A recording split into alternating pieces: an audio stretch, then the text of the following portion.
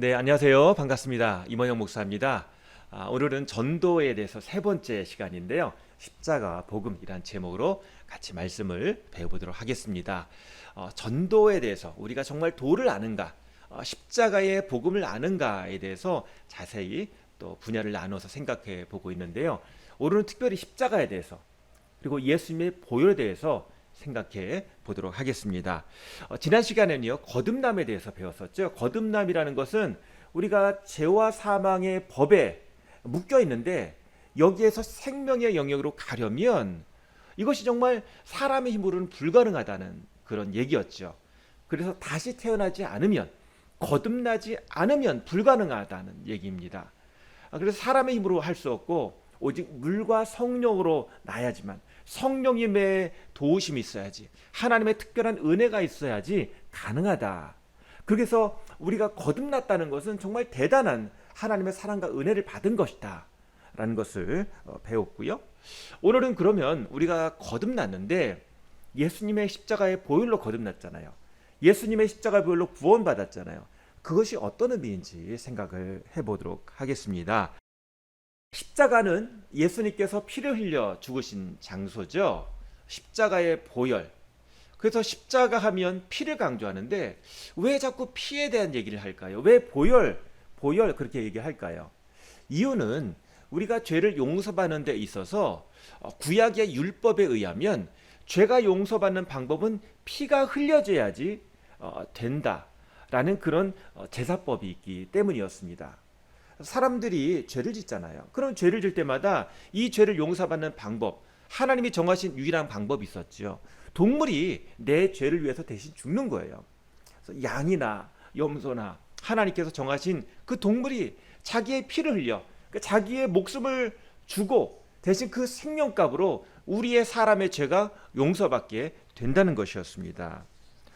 그래서 어떤 일이 벌어지나요? 매번 동물들이 죽어야 했죠.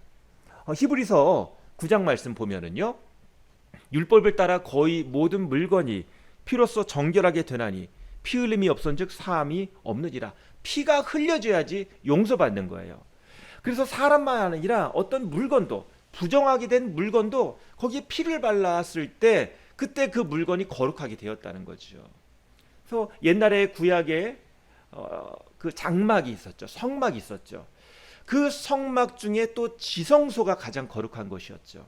그래서 지성소를 통해서 이스라엘 백성의 그 죄가 용서받고, 그리고 그것이 성소로, 또 성막으로, 또 성막 밖으로 이어지는, 그래서 하나님의 거룩함이 이제 그 피 흘림을 통해서, 동물들의 피 흘림을 통해서 계속 나아가는, 그것이 구약의 모습이었습니다. 하지만 단점이 무엇인가요? 매번 동물들이 죽어야 되는 거예요. 죄를 지을 때마다, 또 매 절기마다 계속 동물들이 죽어나가야 했던 것이죠. 그런데 예수님께서는요, 십자가에서 우리를 위해서 단번에 영원하고 온전한 제사를 드리셨습니다. 히브리서 10장 14절에서 18절 말씀 보면은요, 그가 거룩하게 된 자들을 한 번의 제사로 영원히 온전하게 하셨느니라. 또 그들의 죄와 그들의 불법을 내가 다시 기억하지 아니하리라 하셨으니 다시 죄를 위하여 제사 드릴 것이 없느니라. 한 번의 제사로 영원히 온전하게 하셨느니라. 예수님께서 십자가에 달려 죽으신 그 사건이 온전한 속죄 제물로 드려졌다는 거예요. 그래서 다시 죄를 위하여 제사 드릴 것이 없느니라.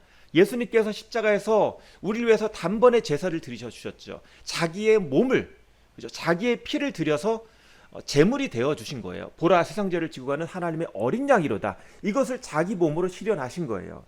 그래서 우리는 예수님의 그 피를 통해서, 한 번의 제사를 통해서 우리의 죄가 용서받게 된 거죠.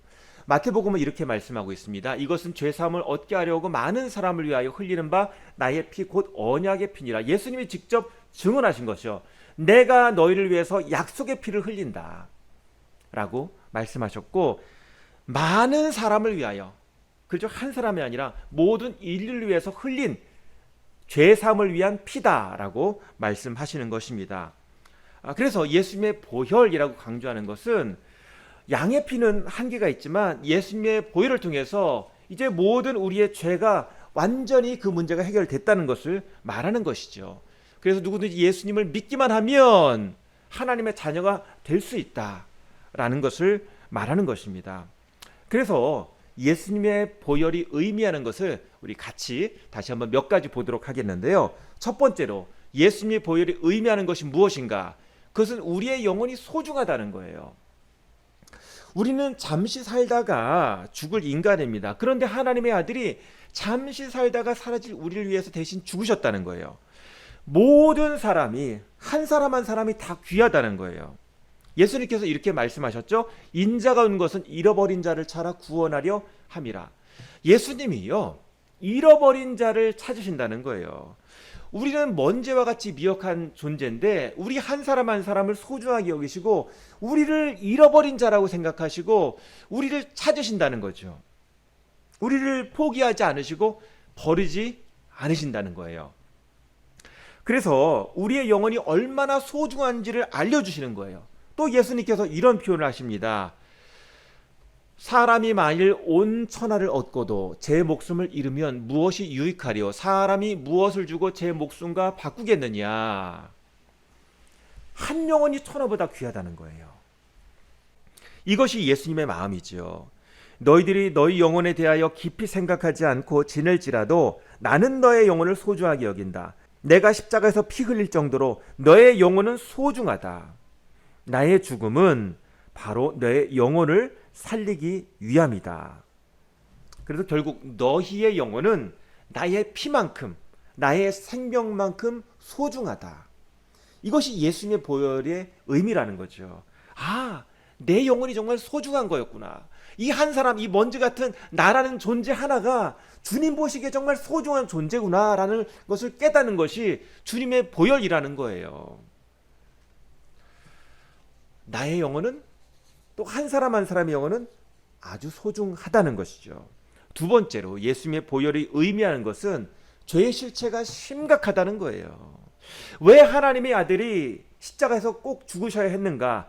그만큼 죄의 파괴력이 크다는 거지요. 하나님과의 관계를 깨트리고 사람에게 사망을 가져왔어요.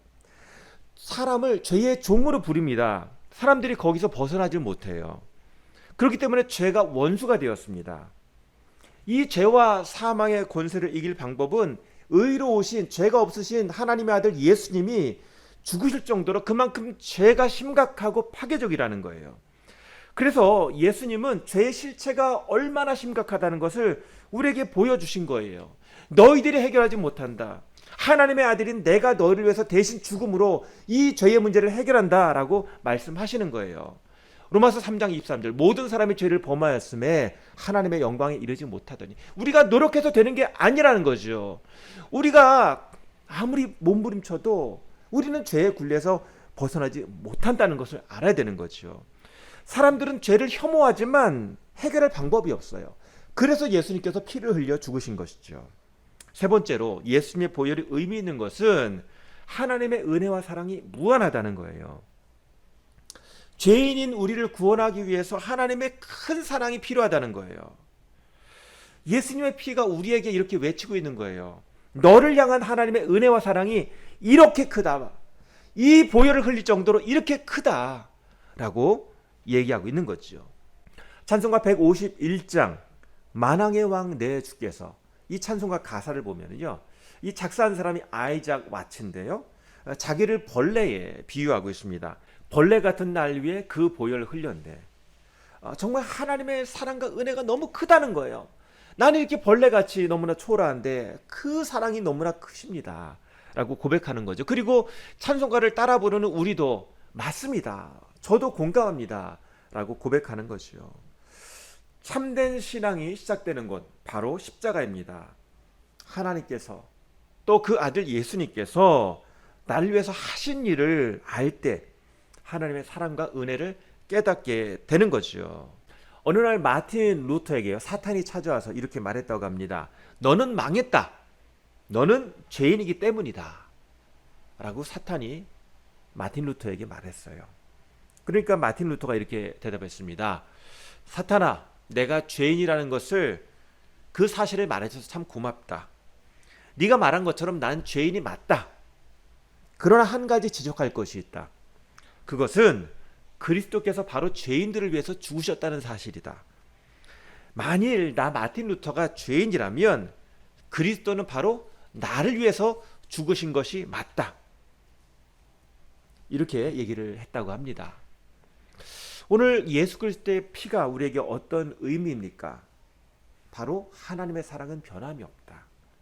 이 보혈을 변함이 없는 또 완전한 능력과 사랑을 보여주는 그 보혈을 보면서 여기에 신앙의 출발점을 삼아야 된다라고 우리에게 예수 그리스도의 보혈이 말씀하고 있는 것입니다. 오늘 우리가 십자가의 보혈 하지만요. 첫 번째로 십자가의 보혈이라는 것은 이렇게 우리와 하나님과의 관계가 이렇게 밀접하고 하나님께서 우리를 찾으시고 한 사람을 소중히 여기신다는 것, 하나님이 우리를 붙잡으시고 우리를 인도하신다는 것을 우리가 깨닫게 되는 특별한 단어라는 것을 알 수가 있습니다. 한 사람 한 사람을 찾으시고 나를 분명히 바라보시면서 내가 너를 사랑한다, 내가 너를 향한 하나님의 큰 뜻이 무엇인지 알려주길 원한다 라고 말씀하시는 그 주님, 바로 십자가의 보혈을 통해서 그것을 알게 되는 것입니다. 오늘 신앙의 출발점, 십자가와 보혈에 대해서 같이 생각해 보았습니다. 다음 시간에도 이어서 배우겠지만요. 다시 한번 우리가 생각할 때 주님 그렇습니다. 오늘 하나님의 그 은혜가 십자가의 보혈이 우리를 살리는 줄 믿습니다. 그 피를 붙잡습니다.